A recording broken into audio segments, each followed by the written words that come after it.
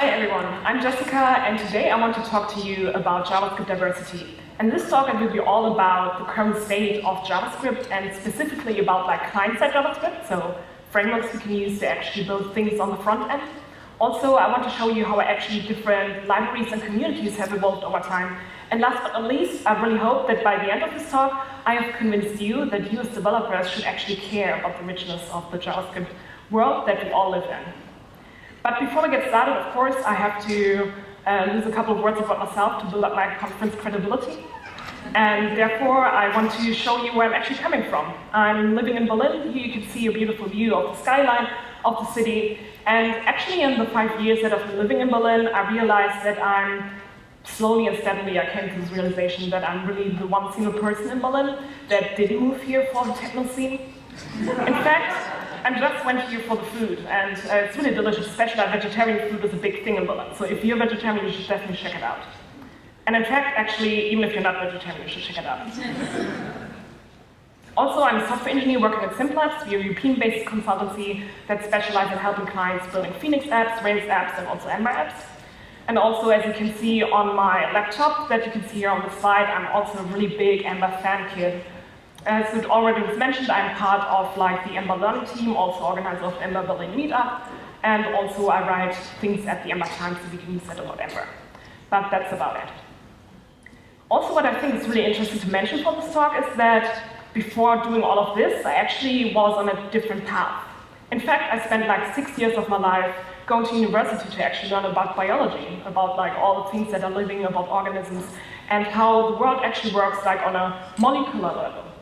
But in fact, as you can see nowadays, me standing here, things went a bit different. But still, sometimes I go back and I think about, how is it actually how does actually nature work? And recently I've also been thinking about ecosystems a lot. And ecosystems are this thing in nature that describes a singular unit of different species and organisms living together in a habitat that is usually spatially constrained from other habitats. So for example, you can have a lake, and in there you have a certain kind of fish that are only living in this particular lake, and they also interact in a very unique way.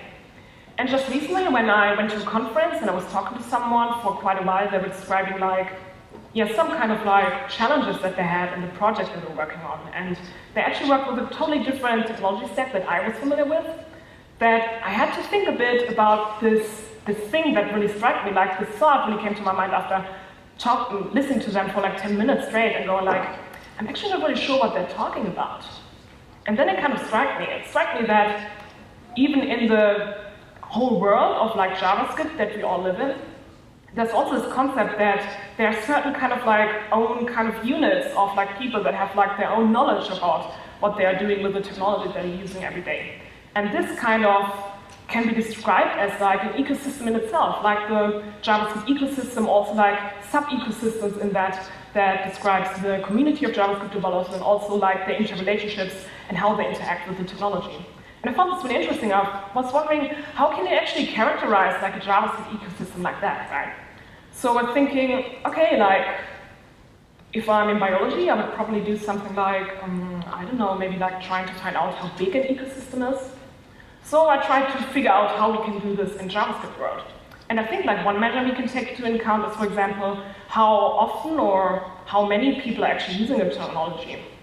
In JavaScript terms nowadays, the very popular tool NPM, the Nodule package manager, is usually used to distribute packages or libraries across different clients. And this is something we want to take a look into first. Because in fact, the ecosystem is quite wide and very big and diverse, and usually we also can only constrain our look that we want to take on this whole ecosystem to a very kind of point of view. We cannot take into account the whole Node.js ecosystem in the scope of this talk. But I want to particularly look at for example, download rates of AngularJS or other libraries that help us to build single-page applications and also web components and other things on the front end. And looking at this data, I found it quite interesting how the differences were.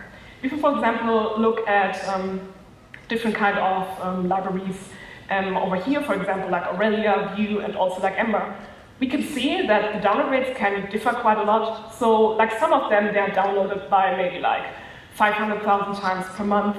Others are already kind of like exaggerating at about almost like 2 million per month, as you can see for Vue.js in this example.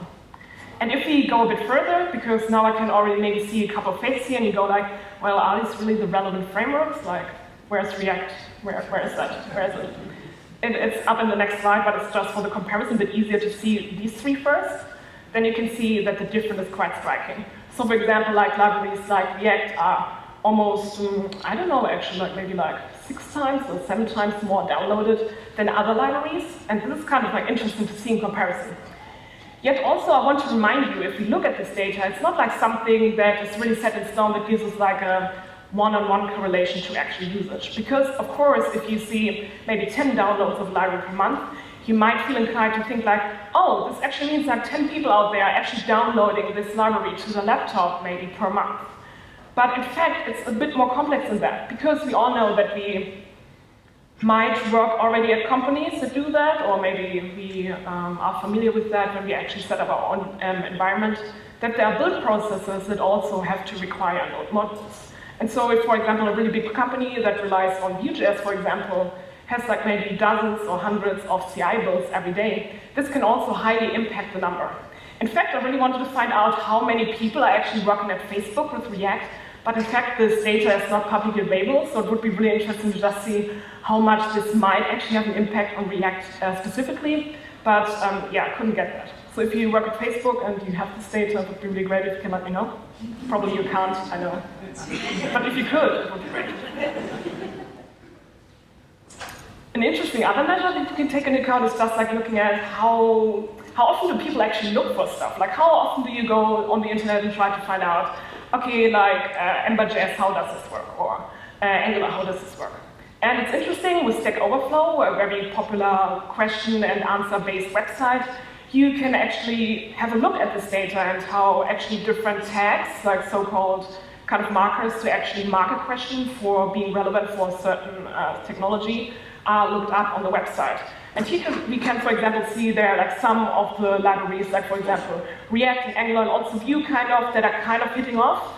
And also JavaScript in itself is like a tag that seems to be trending for quite a long time already, almost a decade. And I was looking at this and I was thinking a bit like, well, but is this really already the whole story? Because I feel a bit, it's like only a part of the picture. And then I was thinking again, okay, I have to take a step back, look at it again. So who is like actually the user of Stack Overflow? Like who are the users of that? I realized, okay, first of all, it's a tech website, so probably a lot of like developers are there. And then I was thinking, okay, where do developers usually live? Probably in like some tech hubs, you know, stuff like San Francisco, for example, or maybe New York, like here, or Boston also heard is like kind of like a tech hub here in the US.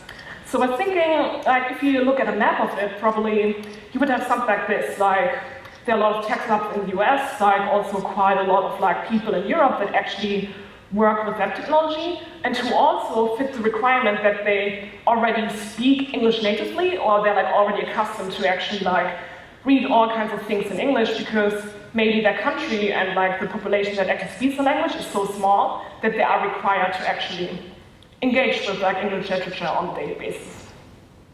But then I was also thinking, well, like if you look at this map right now, right, you go a little bit like, I don't know, there's still some space there, you know? Like what about the stuff here on the right? What about that? What about, for example, like tech hubs in Beijing, or what about like Bangalore or Lagos? And then I was thinking, okay, like actually, for example, specifically China is like a very big country, right? So probably a lot of people actually work there also, like with React and Angular and Vue and everything. So I wanted to know, like, maybe there is even something online that is used oftentimes by like people who maybe work in Beijing and want to develop web apps. And then I actually found something which is called segment fold, a very similar concept to Stack Overflow, where you can also post questions and take answers to this. And I wanted to look at how tags evolved over there.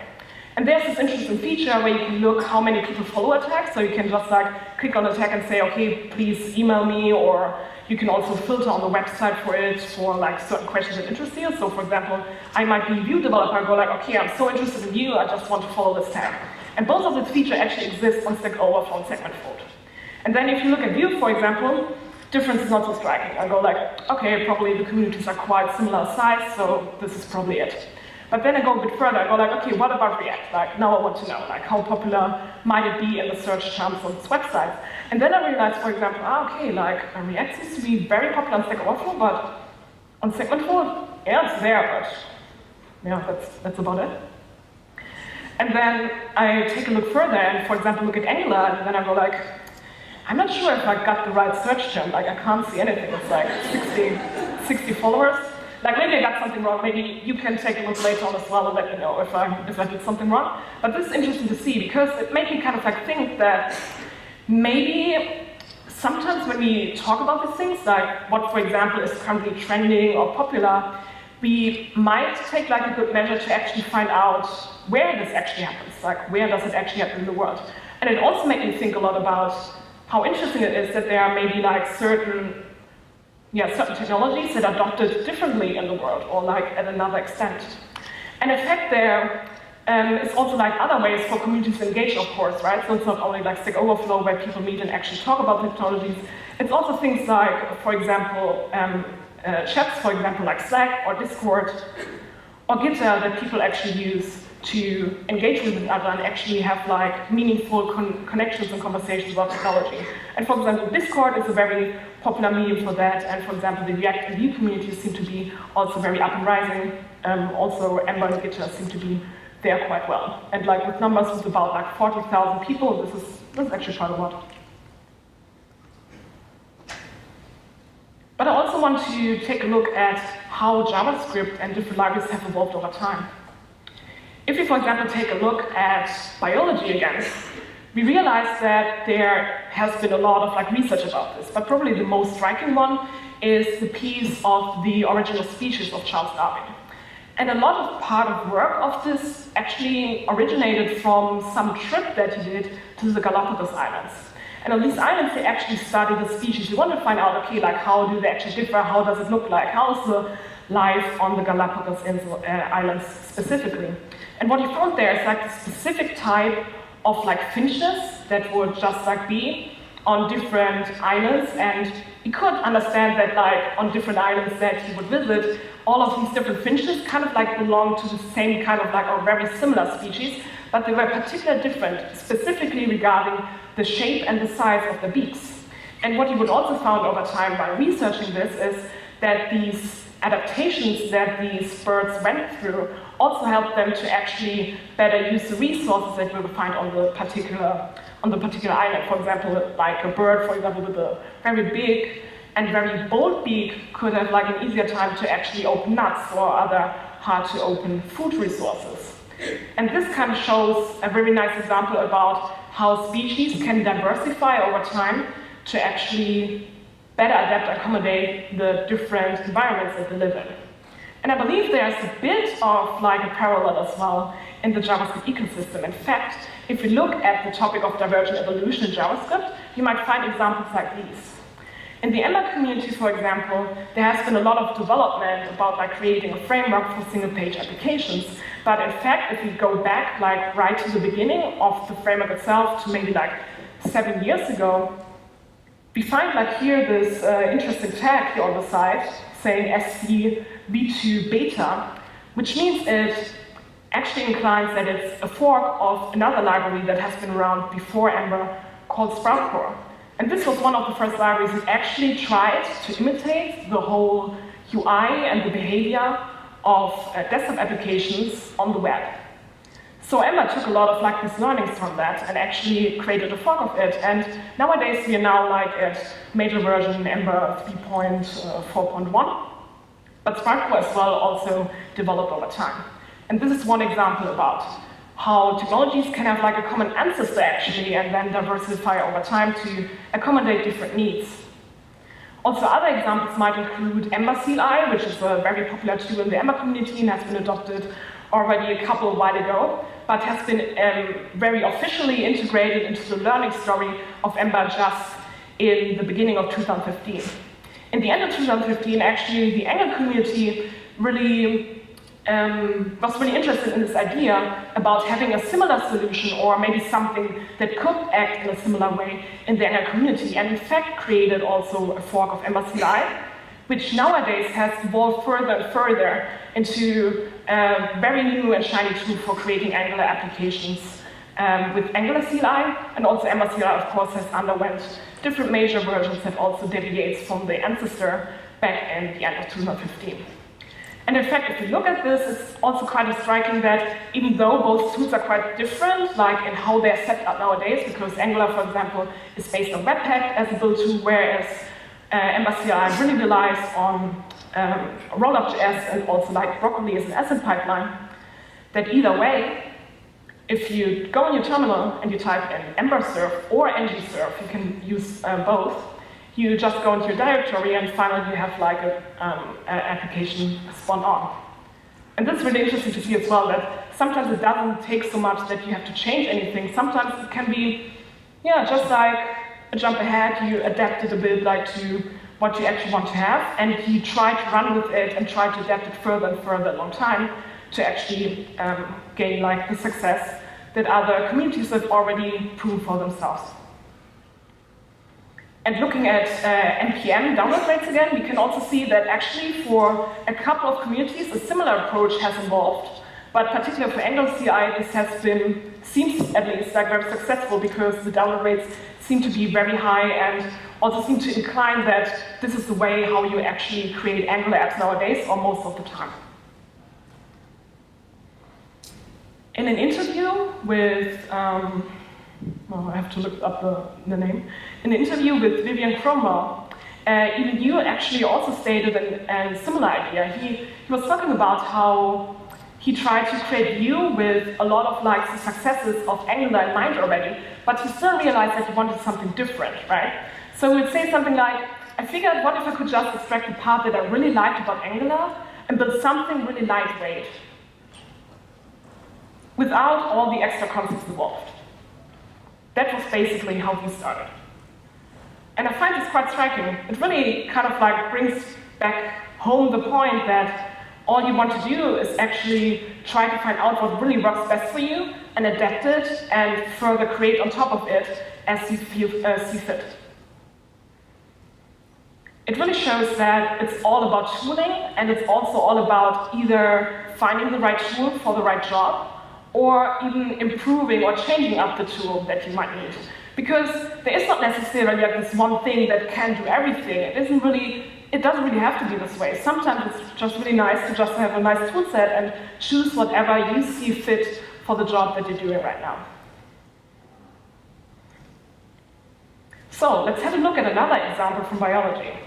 So if you, for example, compare these cute animals, like one's a shark and the other one like a dolphin, then you can see actually these two animals are quite similar. Okay, like maybe one of them is a bit cuter than the other, but apart from that, we can see, you know, they both have fins, they're like both like very aquadynamic in their body posture, they do all this fishing stuff, you know? So we can see a lot of like physical similarities between them, right?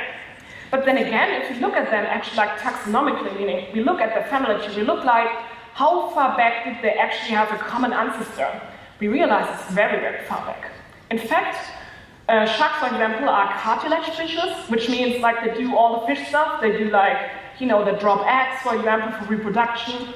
Whereas dolphins, in fact, are much more similar as mammals to cows or humans as well, because they actually give birth to proper baby dolphins and they also feed them. And this is quite striking, like, because if you just look at them, you would go like, okay, they seem pretty similar, but actually they're not. And this is a nice example of convergent evolution. It means that there are different species that actually originated from a very, very long time ago from the same ancestor, but have suddenly at some point adapted again in a very similar way to new environment.